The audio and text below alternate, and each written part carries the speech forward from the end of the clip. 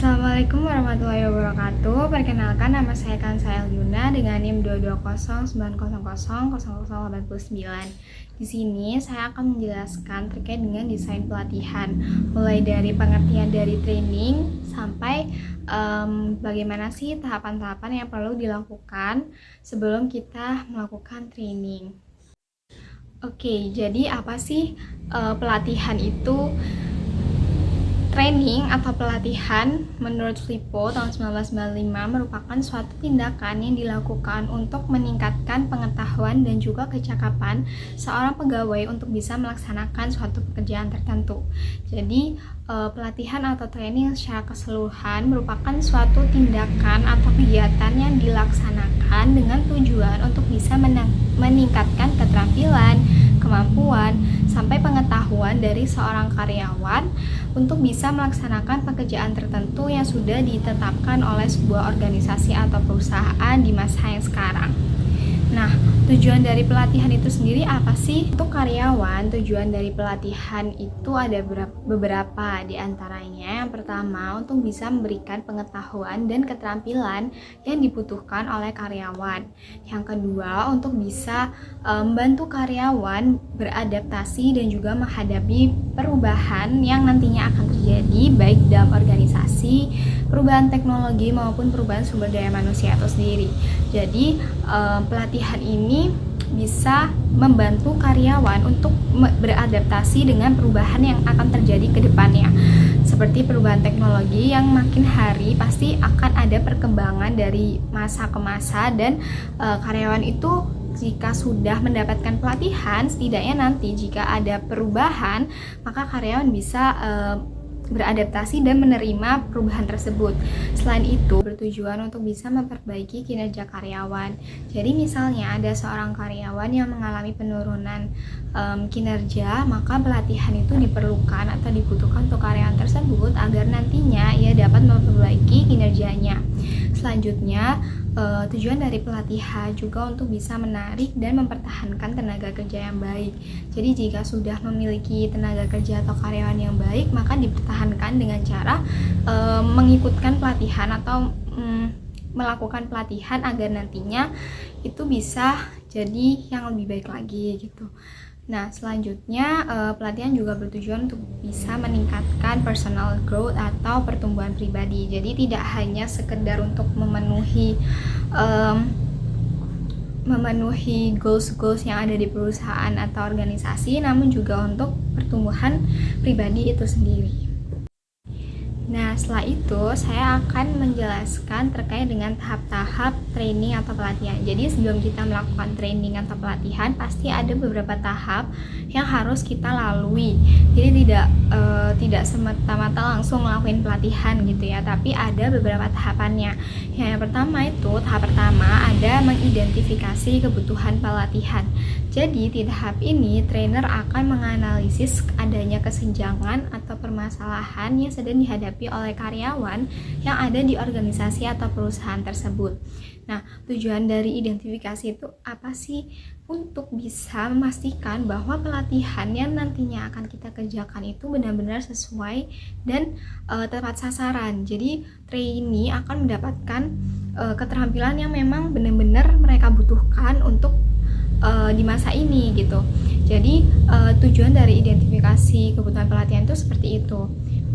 Nah, untuk melaksanakan atau memulai identifikasi kebutuhan pelatihan ini bisa dimulai dengan melakukan job study dan juga assessment dari tenaga kerja. Bisa juga dengan menyusun TNA terlebih dahulu, yaitu Training Need Assessment atau Training Need Analysis, di mana di TNA itu berisi tentang kesenjangan ataupun permasalahan apa sih yang sedang dihadapi oleh karyawan dan juga organisasi itu. Setelah kita melakukan identifikasi kebutuhan pelatihan, tahap kedua yaitu penetapan sasaran pelatihan. Nah, di penetapan sasaran pelatihan ini ada 3 bagian, ada 3 sasaran, yaitu skill, knowledge, dan juga behavior. Jadi kita menyasar skillnya kah, atau knowledge-nya kah, atau behavior-nya kah, atau mungkin tiga-tiganya. Nah, penetapan sasaran ini bisa dilihat dari tujuan umum atau khusus dari pelatihan itu sendiri. Misal nih, dari knowledge-nya, sebuah organisasi atau perusahaan ini berharap supaya karyawannya itu mendapatkan pemahaman mengenai kepemimpinan atau leadership. Jadi sasarannya ya memang untuk agar nantinya trainee ini dapat memahami pemahaman tentang leadership dan bisa menerapkannya ke pekerjaannya sehari-hari, seperti itu. Nah, setelah kita melewati 2 tahap tadi, yaitu mengidentifikasi kebutuhan pelatihan dan penetapan sasaran pelatihan, tahap ketiga yaitu penetapan keberhasilan pelatihan dengan alat ukur. Nah, di sini itu alat ukurnya bisa pakai tes, yaitu pre-test dan juga post-test. Jadi pre-test diberikan sebelum dimulai pelatihan, jadi trainee diminta untuk mengisi semacam tes atau soal. Nah, setelah dilaksanakan pelatihan, trainee juga diminta untuk mengisi soal kembali atau post-testnya. Nah, tujuannya ini untuk bisa mengukur atau melihat seberapa berhasil sih pelatihan ini kepada trainee dan seberapa besar trainee memahami pelatihan yang sudah diberikan gitu. Jadi di tahap 3 ini memang menetapkan metode apa atau alat ukur seperti apa yang nantinya bisa dilakukan untuk mengukur keberhasilan dari pelatihan yang sudah dijalankan. Nah, di tahap keempat itu penetapan metode pelatihan. Jadi ada beberapa metode pelatihan yang bisa diterapkan. Di antaranya pertama itu ada ceramah atau lecturing. Jadi ini tuh lebih ke trainer menjelaskan materi kepada trainee, kepada peserta pelatihan. Jadi misal ada presentationnya gitu, mungkin PPT atau apa gitu. Jadi seperti metode kuliah gitu. Jadi dosen menjelaskan kepada mahasiswanya ataupun guru menjelaskan kepada siswanya. Jadi itu metode ceramah itu seperti itu di pelatihan. Nah, metode selanjutnya itu ada metode konferensi. Konferensi itu lebih ke kayak diskusi kelompok gitu. Jadi di diskusi kelompok berdiskusi di mana trainee dapat mengkonsultasikan permasalahan apa yang sedang dihadapi kepada trainer. Nah, selanjutnya metode ketiga itu ada metode studi kasus atau case study. Di metode case study ini trainer akan memberikan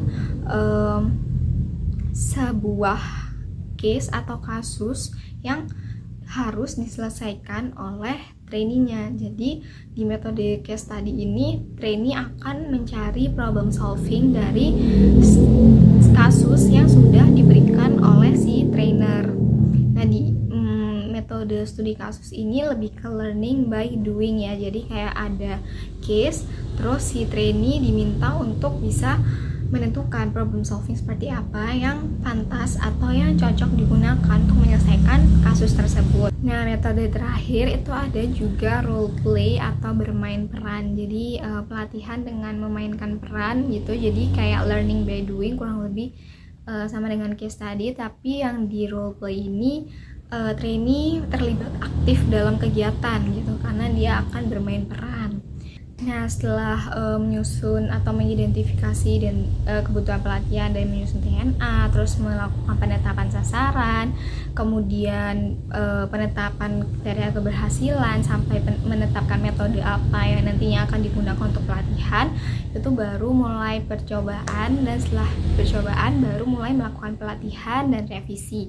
Setelah pelatihan berhasil dilaksanakan atau sudah selesai dilaksanakan, trainer akan melakukan evaluasi. Nah, tahap evaluasi ini menjadi tahap terakhir dari sebuah pelatihan, karena di evaluasi ini ada 4 kriteria atau 4 bagian. Yang pertama itu ada reaksi, gimana trainee mengikuti pelatihan tersebut. Nah, selanjutnya ada evaluasi learning. Di evaluasi learning atau pembelajaran ini itu trainer mengevaluasi apakah trainee bisa mendapatkan pengetahuan dan juga keterampilan yang sudah diberikan melalui pelatihan. Apakah ada keterampilan yang berkembang dari dari kinerjanya setelah melaksanakan pelatihan. Nah, itu tuh dievaluasi. Selain itu ada juga evaluasi behavior. Jadi trainer melakukan evaluasi dengan mengamati perilaku dari si trainee setelah melaksanakan pelatihan. Apakah ada perubahan perilaku ke arah yang lebih baik setelah dilaksanakannya pelatihan.